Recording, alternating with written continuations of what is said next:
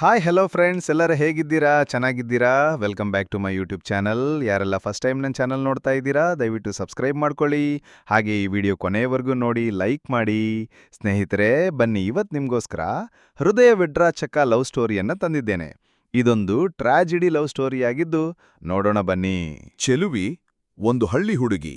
ಆಕೆ ಮುದ್ದಾಗಿ ಮಾತನಾಡುತ್ತಿದ್ದಳು. ನಗು ಮಾಡಿದರೆ ಹೂಗಳು ನಾಚುವಂತೆ ಅನಿಸುತ್ತಿತ್ತು. ನಗರದಿಂದ ಬಂದ ಚೈತನ್ಯ ಎಂಬ ಹುಡುಗ ತನ್ನ ತಾಯಿಯ ಆರೋಗ್ಯಕ್ಕಾಗಿ ಹಳ್ಳಿಗೆ ಬಂದಿದ್ದ. ಮೊದಲ ನೋಟದಲ್ಲಿ ಚೈತನ್ಯಗೆ ಚೆಲುವಿ ಮೇಲೆ ಪ್ರೀತಿಯಾಯಿತು. ಒಂದು ದಿನ ಚೆಲುವಿ ಬಾವಿಗೆ ನೀರು ತೆಗೆದುಕೊಳ್ಳಲು ಬಂದಿದ್ದಳು. ಅಲ್ಲೇ ಚೈತನ್ಯ ಕೂಡ ಬಂದಿದ್ದ. ಆ ಕ್ಷಣದಲ್ಲಿ ಅವರ ಕಣ್ಣುಗಳು ಸೇರಿದವು. ಚೈತನ್ಯ ಮಾತನಾಡಿದ. ತಡವಾರಿಸಿ ನಡಗುತ್ತಾ ಮೆಲ್ಲಗೆ ಮಾತನಾಡಿಸಿದಾಗ ಅವಳು ಕಣ್ಣು ಮಿಟುಕಿಸಿ ಅವನತ್ತ ನೋಡಿದಳು. ಆಗ ಅವರಿಬ್ಬರ ಕಣ್ಣು ಸೇರಿ ಪವಿತ್ರ ಪ್ರೇಮ ಅಂಕುರವಾಯಿತು. ಹಲವಾರು ದಿನಗಳು ಕಳೆಯುತ್ತಾ ಅವರ ಪ್ರೀತಿ ಬೆಳೆದಿತು. ಚೈತನ್ಯ ಗಿಟಾರ್ನಲ್ಲಿ ಹಾಡು ಹಾಡುತ್ತಿದ್ದ. ಚೆಲುವಿ ಆತನ ಹಾಡು ಕೇಳುತ್ತಿದ್ದಳು. ಅವರಿಬ್ಬರ ನಡುವೆ ಹುಟ್ಟಿದ ಪ್ರೀತಿ ತುಂಬಾ ಶುದ್ಧವಾಗಿ ಹಸಿರಾಗುತ್ತಿತ್ತು. ಆದ್ರೆ ಚೆಲುವಿ ಮನೆಮಂದಿಗೆ ಈ ಸಂಬಂಧ ಒಪ್ಪಿಸಿಕೊಳ್ಳಲಾಗಲಿಲ್ಲ.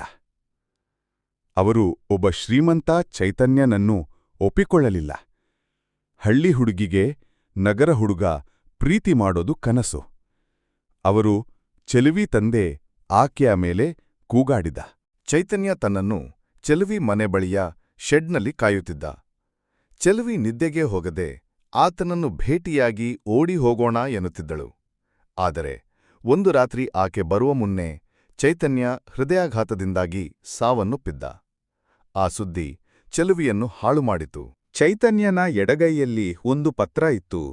ನೀನು ಬರುವ ತನಕ ನಾನು ಬಾಳ್ತೀನಿ ಅನ್ಕೊಂಡೆ. ನೀನು ನನ್ನ ಪ್ರೀತಿಯ ಕನಸು.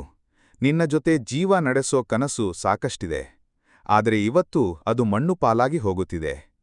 ಆ ಆಘಾತ ತಾಳಲಾಗದೆ ಚೆಲುವಿ ಕೂಡ ಒಂದು ಹಸಿರು ಮರದ ಕೆಳಗೆ ತನ್ನ ಉಸಿರು ಬಿಟ್ಟಳು. ಪ್ರೀತಿ ಶುದ್ಧವಾದದ್ದು. ಆದರೆ ಸಮಾಜದ ಬಂಧನಗಳು ಬಹುಶಃ ಅದನ್ನು ಬದುಕಲು ಬಿಡುವುದಿಲ್ಲ. ಪ್ರೀತಿಗೆ ಅವಕಾಶ ಕೊಡಿ. ಹೀಗೆ ಚೆಲುವಿ ಹಾಗೂ ಚೈತನ್ಯಳ ಪ್ರೀತಿ ಬೆಂದು ಬೂದಿಯಾಯಿತು. ಮಣ್ಣು ಪಾಲಾಯಿತು. ಬದುಕಿ ಬಾಳಬೇಕಿದ್ದ ಎಳೆಯುವ ಜೀವಗಳು ಮಣ್ಣಲ್ಲಿ ಮಣ್ಣಾಗಿ ಹೋದವು. ಇಲ್ಲಿಗೆ ಈ ಹೃದಯ ವಿದ್ರಾಹಕ ಟ್ರಾಜಿಡಿ ಲವ್ ಸ್ಟೋರಿ ಮುಗಿಯಿತು. ನನ್ನ ಈ ಕಥೆ ಇಷ್ಟ ಆಗಿದ್ರೆ ದಯವಿಟ್ಟು ಒಂದು ಲೈಕ್ ಮಾಡಿ ಹಾಗೂ ನನ್ನ ಚಾನಲ್ ಅನ್ನು ಸಬ್ಸ್ಕ್ರೈಬ್ ಮಾಡಿಕೊಳ್ಳಿ.